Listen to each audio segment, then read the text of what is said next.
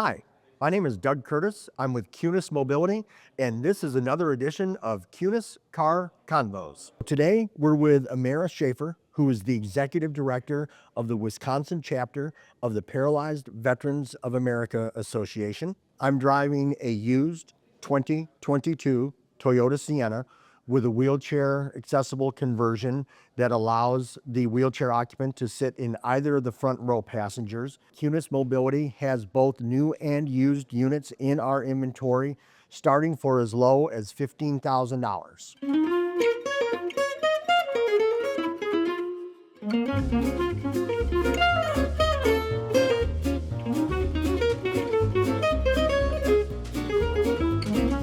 All right, so I'm here today with Amara Schaefer from the Wisconsin chapter of the Paralyzed Veterans of America, or the PVA. Amara is the executive director. Amara, if you'd like to introduce yourself, tell us a little bit about yourself and how long you've been with the organization. Sure. So my name is Amara Schaefer. I've been with the organization now about 3 years. I have 10 years of experience in the nonprofit space and worked with a lot of different populations, but it's truly an honor to be able to serve veterans. One thing that I've noticed since I've been working with veterans and veteran service organizations, I think there's over 100 that the government recognizes as official VSOs. American Legion, DAV, all kinds of them. What exactly is the niche or the specialty of the PVA? Well, one fun fact is we are the only congressionally chartered veteran service organization.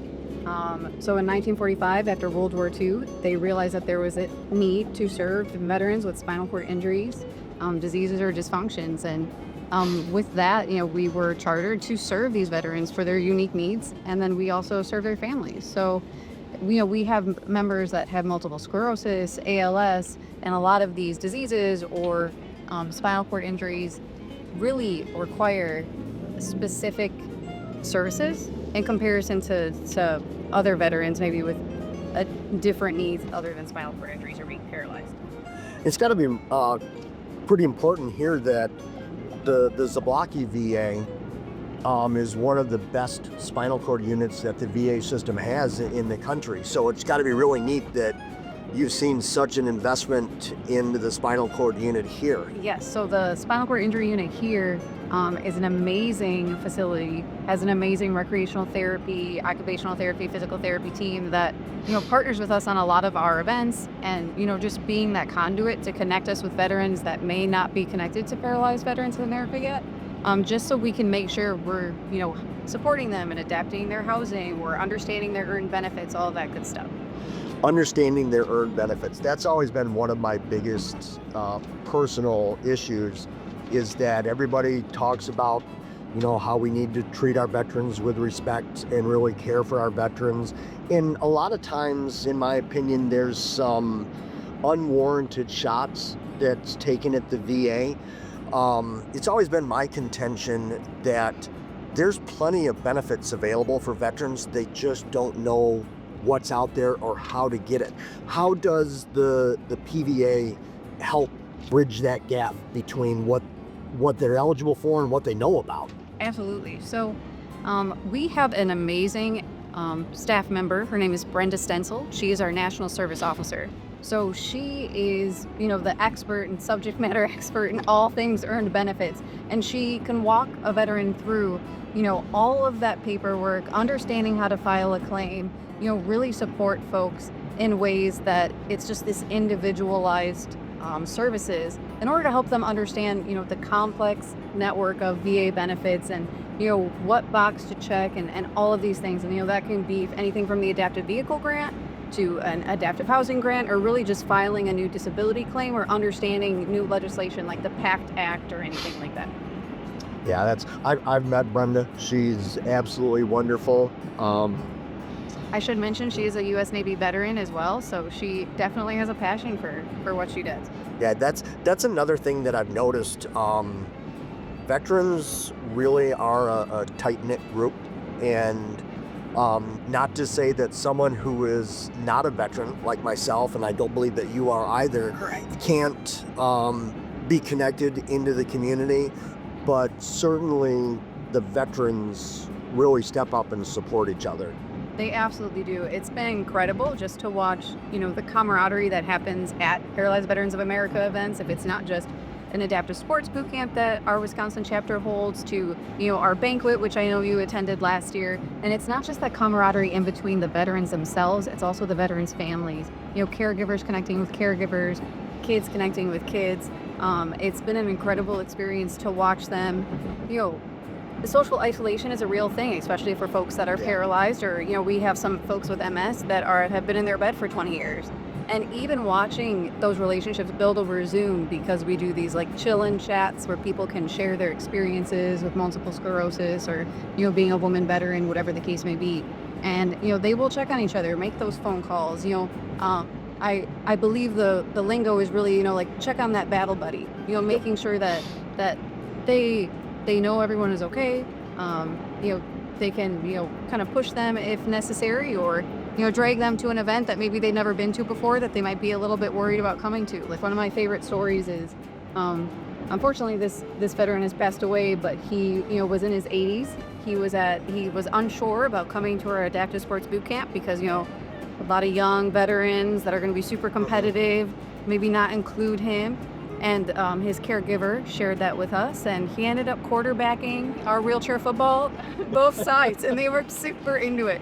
So they really want to make sure everyone feels included and, gets the opportunity to do things they've never done before. Well, I've had the privilege of getting to know one of your members in Bubs Martin and his involvement with the athletics, and I know that it's really a big, important part of his life, that he defines himself that way. You had mentioned ALS and MS, and then also spinal cord. So obviously somebody who's got an active case of ALS or MS is not going to be active duty in the military. It's not going to be when they're there. So that is something that they didn't have to be disabled as a result of what they were in there. For a spinal cord injury, can somebody be a paralyzed veteran and be treated at the VA and be eligible for some benefits that if their spinal cord injury happened years after they were discharged? Yes, absolutely. So we have some folks that obviously were in vehicular accidents, once they came back home after, they've done their tour of duty, so to speak, and they are able to go to the VA, get all the benefits, participate in the wonderful programming, and, participate in PVA, talk to Brenda about benefits, and, be trying to make that transition easier. We have a peer mentoring program where new injuries are met at the hospital, and just, talk to after, because when you're talking to someone that's been in a chair for 20, 30 years and you're newly injured, you can learn a lot and understand a lot of different things, like, maintaining your relationship from, all of the different aspects of, how you're going to live your life now. And sometimes, all that benefits discussion is overwhelming at the beginning for folks. And so you're just kind of easing them into what life will be like with new injuries is important. So yeah, you don't have to have that specific injury while you were active duty. So other than being a veteran, what qualifications do you need to have to be a member of PVA? So we're a unique chapter. There are 33 chapters of PVA across the United States. We're unique in that we have an associate membership program as well. So for that, really anyone can join, from caregivers to folks that are also in wheelchairs that can also participate in our programming for free. But our full membership, you have to have a spinal cord injury, disease, or dysfunction. So your spinal cord has to be impacted, and you have to have MS or ALS. You had mentioned some events that you have and boot camps and things of this nature. Can you talk more about some of the fun things that you guys do to engage your veterans and members? Of course. One of our biggest events, and this will be our 4th annual one, is our Adaptive Sports Boot Camp. So we certainly couldn't do it alone. We always have partners in that. Some of them is the Great Lakes Adaptive Sports Association. Wisconsin Adaptive Sports Association has also supported it. And it's 2 days of events where they get to participate in 10 different sports, but they're also trained by USA certified Olympic trainers. So from disc golf to tennis to pickleball to bocce ball, all of those things, they're able to really, put their best effort forward when they go to the National Veteran Wheelchair Games every year, which is basically, their penultimate experience and their big competition.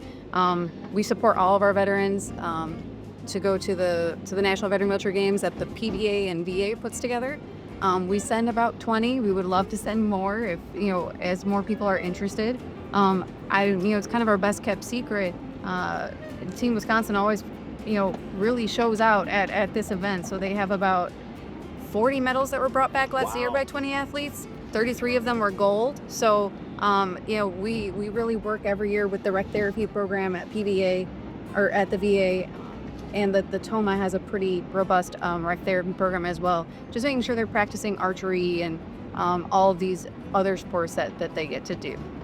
We also have an adaptive fitness program, which has been one of our newer programs, but we have seen great outcomes from it. This is personalized training with veterans that are at various ages. When you're aging with a spinal cord injury, that definitely shortens your lifespan, and you also get co-occurring issues. So we've had probably 6 vets lose at least 200 pounds. They've been taken off their pre-diabetes medication. Some awesome stories are, we even have a MS veteran. She is in a rural area that didn't have any access to an adaptive gym. So we purchased the equipment for her in order for her to work out at home, and then she virtually does training with a fitness trainer. And she's been able to do incredible things like dance with her husband for the first time in 10 years. And those stories are pretty great. But we've also had a veteran, they use walkers, they have to use mobility devices or wheelchairs. Paralysis can take many forms. Spinal cord injuries can take many forms. And what's been interesting is with his core training and things like that, he can get up independently when he falls. But more importantly, he can get up and down from the ground to play with his grandchildren. Oh, geez. So he was able to play with his grandchildren on the floor for the first time. That's got to be real war. We recently, our supplier, the manufacturer of actually the van that we're in right now, Vantage Mobility, is an official sponsor of the Invictus Games. Okay. And the Invictus Games were recently held in Lake Placid, New York, in the middle of a blizzard. Oh, jeez. And what was interesting is to give a shout out to our partner on this is an all-wheel drive Toyota Sienna, and they're the only ones that convert an all-wheel drive. Oh, wow. So in the blizzard, all the other wheelchair accessible vans were sidelined. They couldn't make it through the snow, and our 6 vans that we donated up there were just making all kinds of trips because they were the only ones that could move the athletes around. That's incredible. It was really, really enlightening that the all-wheel drive really can make a difference, especially in climates like ours here in Wisconsin. Oh, sure. And, I think access to simple things like that we don't always think about are some of the most important gains, anyone can make that often has accessibility issues, and what we perceive as sometimes some of the more everyday type of activities. With the Kunes Auto Group getting involved in wheelchair accessible vehicles, it has raised their awareness of organizations like the PVA and the programs that the VA offers. The VA is actually one of the very few organizations that have robust assistance programs for veterans to help them get the wheelchair vans. How would somebody learn more about if they might be eligible for that? Absolutely. So they can always contact us. Even if you feel like you would qualify as a paralyzed veteran member, it never hurts to contact us either through email or phone, which our phone number is 414-328-8910. We would directly connect them to our subject matter expert, Brenda, who really can, with access to their information, can look through their record and really see the best ways that they can support and explain, kind of the complexities of the of the adaptive vehicle grant, which, I know you all have put together a great video.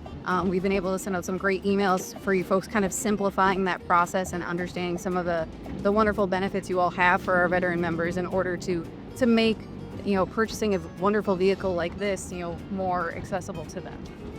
Another thing that makes me really proud of Kunes and the awareness that entering into this space has brought to them is, I know it's really the vogue thing and the popular thing to notice a veteran, see a veteran, and go up and say thank you for your service. And that's all well and good, but it kind of rings hollow if that's all you do is just go up and say thank you for your service and not put anything behind it. When I brought up to Greg Kunes and Scott Kunes how many veterans live in the markets that they serve and how many veterans kind of deserve a little bit more of a break, they came up with a really great program that for any veteran, paralyzed or not, if you served and were honorably discharged, if you purchase a vehicle from Kunes and trade in a vehicle to get your newer used one, they will show you the book value of the vehicle that you're trading in, and then they'll increase that number by $2,500, giving the veteran $2,500 more. Plus, they'll also discount accessories if you want to upgrade the mats or the mirrors or pinstriping or whatever it is, and then also give a 15% discount on labor for service. But what really I think is important to me, and I mentioned it earlier, that veterans like to help veterans as well. Even with the VA programs, a wheelchair van can be pretty expensive. And a lot of times veterans are left with a gap that they can't cover. So Kunes is a faith-based organization that tithes, and they set aside a lot of money every year and have set up a program that when a veteran purchases a vehicle from Kunes, the money that they would donate into their foundation actually gets set aside to help a disabled veteran cover that gap between what the VA pays and what they have to pay. How do you think that would be received by your members and the veterans in Wisconsin and Illinois? I think it would speak volumes, just in honoring not only their service, but what they sacrifice. Families sacrifice a lot when they have a active duty member, and no matter what branch of the military. And it's kind of those actions that speak louder than words. Yeah. And that means a lot to them. And we've referred some folks over to you all that truly have had wonderful things to say just about the service you all provided to them as veterans, but the benefits, they were kind of blown away. Even our board president called and honestly didn't believe that these benefits were being offered. And we had a conversation. He's like, I just can't believe this is true. And it isn't something that you see every day. But as one of our board members says, when you send a veteran, into active duty, no matter what it is, you're sending them away whole. And no matter what injuries or not that they come back with, it's our job to make them whole again. And I feel like what you all are doing is doing that in some way by showing them that the community truly cares, and there are folks out there and companies out there that want to make sure that they, get what they deserve. Yeah, for me personally, it's very rewarding when I can help a veteran out. We had a situation where the program that Kunes has put together worked, that the veteran ended up into a vehicle that was retail value of about $70,000, and it cost him and his wife $2,000 after everything was said and done. Wow. Pretty amazing, pretty happy folks. Oh, yeah. and that makes for a good day for that delivery. You had mentioned the programs at the VA in Zablocki and being a spinal cord unit, and I don't know how many spinal cord units the VA has. I know they have like 180 hospitals, but I think there's only like 20 spinal cord units around the country. One service that you didn't mention was their driver evaluation program. Yes. We've had some folks that, I'm more familiar with the adaptive side of things, or, kind of stepping in for hardships with social workers to do those interventions. But I know they train folks on how to use the vehicles at the VA, and do some assessments there, and they're part of that adaptive vehicle grant process to make sure that people are getting all of the right tools inside the van that they need, or the accessible vehicle that they need. So it is a really all-encompassing support that they have at that VA. I spend a lot of time with the driver evaluator there. He's a wonderful gentleman. I've been involved with him since the day he took the job Nice. to now, so we've kind of grown up together, learning a lot of things together. And it takes a special person to want to teach folks with disabilities how to drive. Oh, yeah. He's got some really interesting stories. Sorry, what's happening? How is the best way for somebody to reach out to you to get more information? Absolutely. So they can certainly email us and go on our website. We welcome phone calls. A lot of our folks, the largest population, I believe, in Wisconsin of veterans are Vietnam era vets. So, we understand that sometimes the website isn't what people want to go to. So we're happy to take those phone calls and discuss, our programs, everything from our advocacy program to adaptive sports to, our quality healthcare and benefits program, where we can ship them off to Frenda and those types of things. So either of those options that people are comfortable with are totally fine. How much do the different veteran service organizations work together and coordinate? Are you guys pretty much on an island by yourselves, or is there a lot of collaboration between yourselves, DAV, American Legion, VFW, and folks like that? So I would say, at least in the 3 years I've been here, I've seen an increasing, kind of collective action happen between veteran service organizations. So, for example, everything from American Legion's kind of saying, hey, we would love to throw a fundraiser for you all. Like, we're going to we actually did a polar plunge out with Post 375, I believe, in McWanago. And, they raised a decent chunk of funds for us, having people jump into their local mud hole. I'll skip that one. Yeah. We work with a really cool organization called Be There Wisconsin. It is the Southeast. I hope I get this correct. It's a long name. It's the Southeastern Veteran Suicide Prevention Task Force. On there's probably about 30 different veteran service organizations, including some VA folks. We're all really working together on outreach events and things like that to make sure that we're sharing with veterans the resources that are there.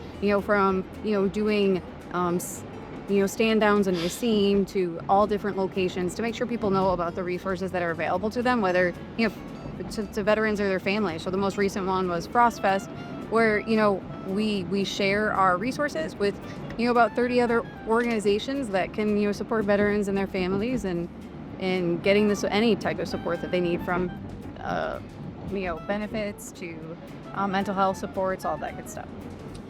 I've had the benefit of visiting you at your office.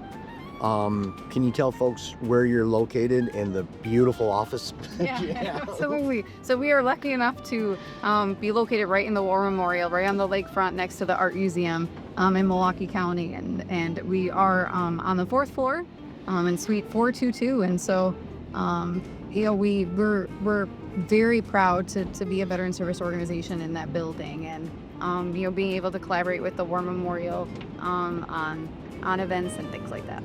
It actually does. I mean, at least for me, and I'm sure others, when you drive up there, and that is a very majestic building, and with the waterfront right there, it's a fitting tribute to the men and women who serve the country. It's pretty impressive. Yeah, It's what it is. And they've done a good job just keeping it accessible as well, because it is an older building, and so it's definitely a really neat space. They have quite a few exhibits in there. People are veterans or just want to learn about Wisconsin veterans, definitely go there. So, do you have any upcoming events? We do. So we have an air gun practice in partnership with Paralyzed Veterans of America, where veterans will come from all over the nation that are belong to Paralyzed Veteran America chapters, and we'll have a little competition here in Racine. That's March 21st and 22nd. And then we have our Adaptive Sports Boot Camp that is June 3rd and 4th that we host right in Franklin, Wisconsin at the Milwaukee Sports Complex. And we always need volunteers for that. It's a big event for us, and you don't need to be like a sports athlete. We love to actually also pair volunteers with our veterans just to eat lunch with them and kind of hear their stories, and they love that as well. And then we also have we have kind of our bigger events for the year planned out. So September 14th is our annual banquet for our members, where we just share what's happened over the year, congratulate people on their successes, just a time to get everybody together, and that's also in Racine. And we have Salmonorama, which I would be I would hate to forget. So that is in Racine, and that is July 15th. And so we take a bunch of paralyzed veterans with the help of folks in Racine on charter boats, and they go out on Lake Michigan and fish and bring back all kinds of fish. Wow. They have a nice lunch. It's super cool. The Racine County Fire Department comes and helps and puts folks on boats, and so it truly makes an experience that often can seem so inaccessible to folks, very safely and easily accessible. So it's a lot of fun.